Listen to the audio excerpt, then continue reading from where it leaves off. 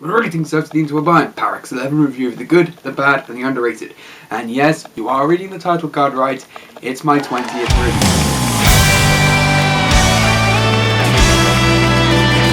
review. Drill. But yeah, most of you are probably wondering, wait, what about your 19th review? I thought you said you were going to review an episode of Avatar next time. Well, don't worry, I'm not a liar. Okay, I'm occasionally a liar. I apologise if you were excited to see me finally review my favourite cartoon of all time. No, I sure was. But let's just say Viacom had other ideas. So, yeah, now it's blocked in every single country in the world except Canada. So, for my one subscriber in Canada, I hope you enjoy the video. For everyone else, I'm afraid both you and I are going to have a long wait ahead. Don't worry, I'm doing everything in my power to get the claim off, but yeah, I know how much of a monster Viacom is in terms of copyright, so yeah, basically, really sorry this had to happen. I'll try and be more careful, and I promise I'll make it up to you with a big video next time. Pinky swear. Now, with that out of the way, let's finish off my trifecta of childhood terror with an episode of Star Wars The Clone Wars. I really love this show, and while I also love Avatar and Teen Titans, I mostly watched those by catching reruns, and I didn't watch either of them in full order until much later, which was especially awkward for Avatar. The main reason I like it more now than I did back as a kid. I started watching Clone Wars during Season 2 and managed to catch every episode as well as the earlier ones as it came out. Until Season 6, but I corrected that a couple of years later. One of the things that drew me into these more than the prequels, other than the fact that the characters were better written, more likeable, weren't idiots and had actual character, though that helped, was how much more adult they were, and the stories as well. I don't just mean dark, though it certainly was, but its humour was close to the originals with the characters' funny banter, and it didn't bog itself down with boring politics. Most of the time. Now, with my gushing about the show out of the way, let's get to the episode I'm here to review, Lair of Grievous. Yet another thing this show improved on from the films was General Grievous. While nowhere near as badass and intimidating as Grievous in the original Clone Wars cartoon, it was still better than...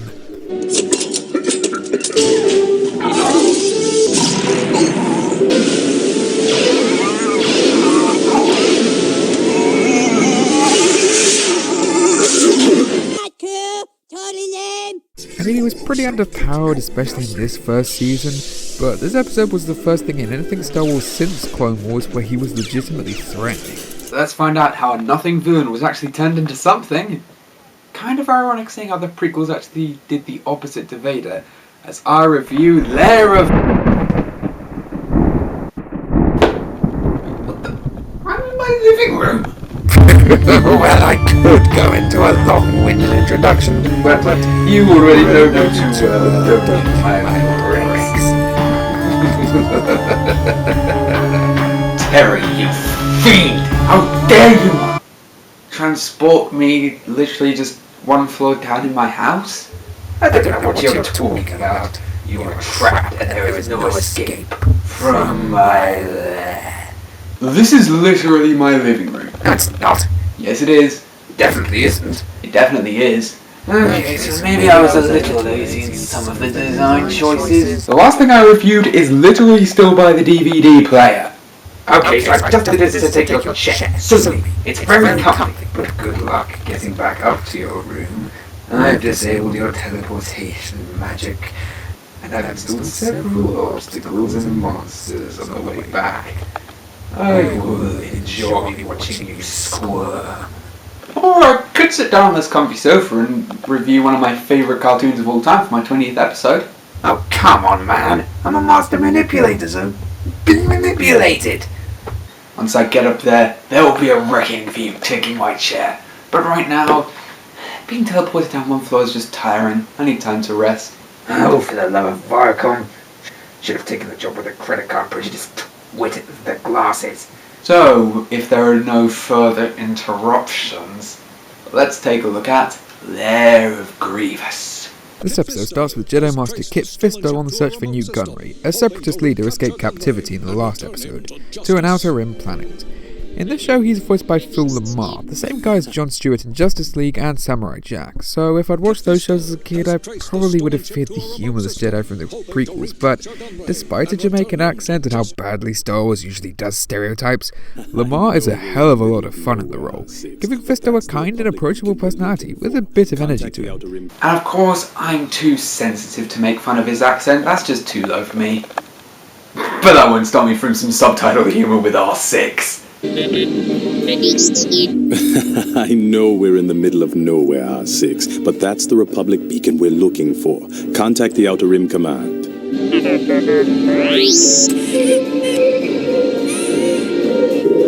Sorry we lost that slimy double dealer. Don't worry, Ahsoka. We'll catch Gunray yet. Oi, no emotional attachment, that includes having warm and good character interactions. On a foggy moon, he comes across his old apprentice, one of the catfish people, Dar Veb, played by Tom Kenny. No guards. That's odd. The entrance looks sealed. And I'm sure there are no traps ahead. It's a special sense my kind have. We specialize in making entrances. Enemies go boom, sir? This will make less noise. Patience, the both of you. What's this? Aww. The creepy direction starts right away, with strange roars and dark shadows cast by the clones' helmet lights. I'll admit the animation in the first series was just passable, with the characters occasionally looking a bit stilted, though overall it was still good. By season 2 most of the kinks were ironed out, and by season 3 it looked damn amazing. This episode is really where the animation started to get great, and you can see the stuff they learned paid off in later episodes like in the Umbara arc, which I'll definitely review at some point. They come across Gunray in a room full of droids. All droids stay on guard. Be ready for anything. Master, I cannot catch him. Why not that? Are you a separatist spy? No, we're voiced by the same guy. Oh yes, that would be inconvenient. The battle doesn't last long at all, with Nadar showing not much restraint. I'm sorry, Master. I got carried away. Those who have power should restrain themselves from using it. Remember this, it'll become horrible later. Did you get them? No, but we have you, Viceroy. Fool you! They then get a message straight from Count Dooku. While the Viceroy is unavailable for capture, allow me to offer you an alternative prize. This has got to be a trap. Hey, that's my line. Oh yeah, sorry sir. The group then come across some creepy statues showing a warrior gradually becoming Grievous. This is a nice nod to his expanded universe backstory where he was a warrior but got in a ship crash so had to have cybernetic implants, but I prefer the one they hint at here. Not only because it sets him more apart from Vader, but the story of a warrior reaching his peak but finding a way to get better in the cybernetic implants and gradually losing his entire body is fascinating. And I really hope that some novel has been or gets released on this story. This is the lair of General Grievous. Close enough. Roll credits. Lord Sidious demands more dramatic results. More dead Jedi. You expect victory over Jedi, but all you give me to fight them is battle droids! Also, you can't find me any hypoallergenic implants, not even some cough medicine. Oh, worst mentor ever! Plus, seeing the trophies from the Jedi Grievous is killed is pretty horrifying when you think about it. I mean, we don't see much of his prowess in these early seasons or the movies, but still, as Nadar says, there are so many trophies from the Jedi he killed. And this is pretty early in the war as well. They then of course get the bright idea to catch Grievous and end the war without realising there are still 5 seasons to the show left. Cooperate, Grievous, and perhaps the Senate will be merciful. It is you who shall get no mercy! Pretty cool lightsaber duel ensued. The first one to show Grievous actually had some kind of skill. In canon. Actually imagine to hold his own against 2 Jedi Knights, even with his legs able to then cut off. Hell, he even kills 2 clones, one of them by breaking his neck. Jeez. The clones got in the way. I could have taken him. Really? Grievous then goes to Snaggy Doctor Droid. Think C-3PO with more whining and a complete psycho. If you were a better fighter, we would not be having this conversation. It's not my fault George Lucas has lost his touch. He then finds his bodyguards were remotely deactivated, so corrects that, then goes to his comfy chair to watch where the Jedi are. Certainly wish I was in my comfy chair. Oh, what now? Nothing. Just that my first trap is being teleported into your room right now. It looks like you could use a little exercise. So, run. Ah! I'm allergic to Adam Sandler's stupidity.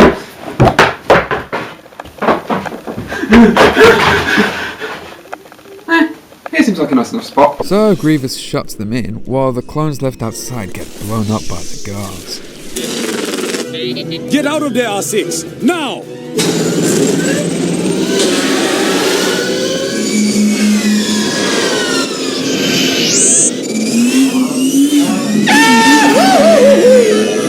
In the meantime, please experience all my home has to offer. It has been prepared for uninvited guests like you. I have a bad feeling about this. Man, is that a nasty way to go out. And only one clone left. Good. Time to entertain our guests. Oh, who's a good little cybernetic dinosaur abomination?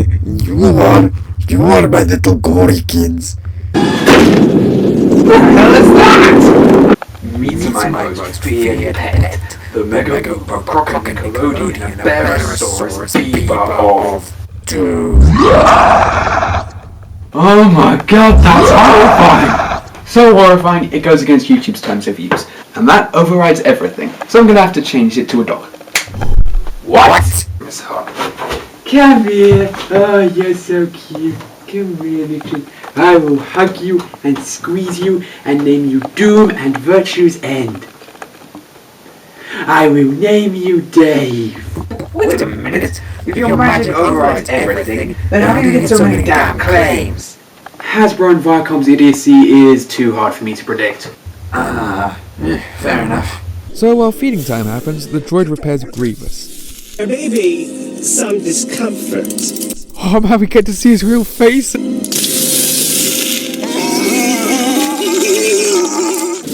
Ow! The battle with the Balrog cyborg clone goes about as well as expected, with Fisto and Nadar eventually managing to overpower and kill it, but the clone commander getting killed. The guy didn't get that much character, but the way Nadar cradles his body and that he's so torn up and angry over his death really makes it clear they had a connection. It's actually kind of sad as well, as Kit having to see his old friend has gone to such a dark place. In this war, strength prevails. The rules have changed. Perhaps you are the one who has changed. Huh? Where are they? Gore? Get me my portal. No, but I have a message from Count Dooku. Oh, son of a... General, I understand the Jedi have infiltrated your lair. I'm sure you can understand my need to reassess your effectiveness. You deactivated my guards. You let the Jedi in here. So you would test me. Wow, Count, you're making Mr. Barkin look like Yoda. That is a really dickish homework to put on your students. You need your rest. I will rest when the Jedi are dead. Oh, come on. I mean, they were right there and you missed. What have we here? The uninvited guests. Let's go. Master, the Jedi are about to enter the control room. Oh dear, I am so sorry for being proven wrong. Fisto and Nadar get separated, but the catfish has moves as he manages to dispatch the bodyguards pretty easily. And these guys were trained by Grievous and give even experienced Jedi a hard time, so that's no mean feat. Get him, Master! Kill him! I put good money on you and oh no, I'm dead. However, Nadar's luck soon runs out, as Grievous manages to cheat by using a blaster to kill him while in a saber lock. No. I will kill you all! Do you hear me, Jedi? A really damn effective scene. While Nadar was full of anger and more than a little arrogant, it was understandable given his experience with the war. and he saw his clone troopers die, and many Jedi consider them friends. Kit's reaction was also sad, but one little detail also makes this horrifying. The blaster Grievous used to kill Nadar wasn't a droid one, but a clone pistol. More specifically, the kind used by his commander. Shot by the tool of his own friend, and also some sneaky foreshadowing. You magnificent bastard, I read your book! Meet me at the South Landing platform. I'll be right there. I'm coming for you next, Fisto! I'll be gone by the time you get here. But Grievous has other plans, and a really damn good lightsaber fight ensues. The fog around the mix for an interesting handicap for Grievous, but the two combatants feel very evenly matched, even when Kit claims back Nadar's saber. Plus the dialogue is also cool. You might have been a proud warrior once, but now you're just a pawn in Dooku's game. I wield great power, Jedi fool!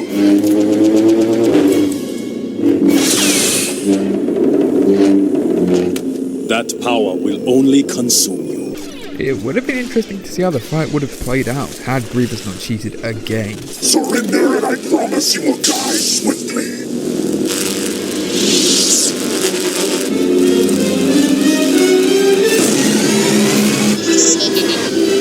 Stop him! Let's go home, R6! Needless to say, Dooku's not too pleased with Fisto getting away. His heart was in the right place, but he tried to answer Grievous's power with his own. To answer power with power. The Jedi way, this is not. In this war, a danger there is of losing who we are. Already did that in the prequels we did. More fan backlash we definitely do not want. Speaking of which, about time I got rid of my worst self.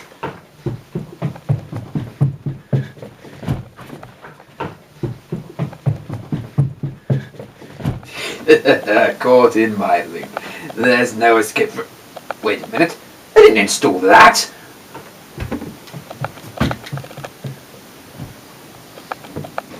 Alright, you hipster pirate. Time to...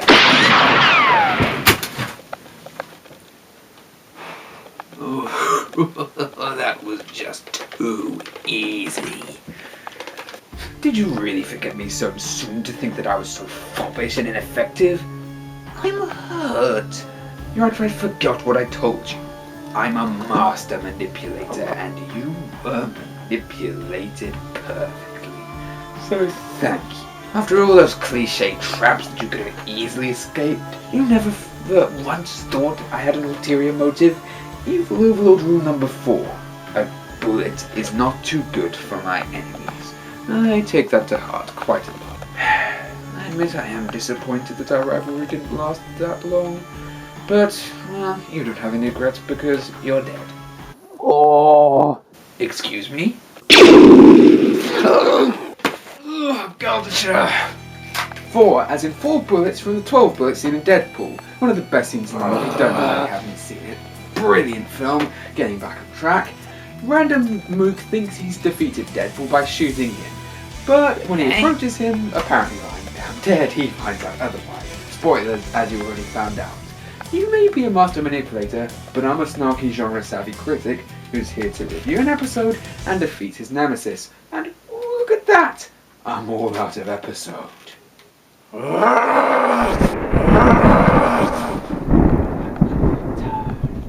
Oh, bugger. I'm sure he'll be back. I'll find more scripts to write him into. Anyway, so that was Lair of Grievous. Easily one of the best early Clone Wars episodes. While many of the earlier Clone Wars episodes have an off-putting tonal inconsistency, trying hard to balance comedy with being dark, this episode really starts to embrace the more adult and gritty storytelling that made the show so great later. Despite not really getting any characterization before, both Kit and Nadar, and even the clones to some extent, feel rather likeable. Fisto is so damn fun to watch. Nadar's pseudo-turn to the dark side manages to actually be more involving than Anakin's in episode 3. The visuals are much better than usual, although some of the expressions and close-ups feel a bit off, and Grievous actually manages to be a really threatening villain. All the traps in his lair are well thought out, and he manages to show some cunning and skill in fighting.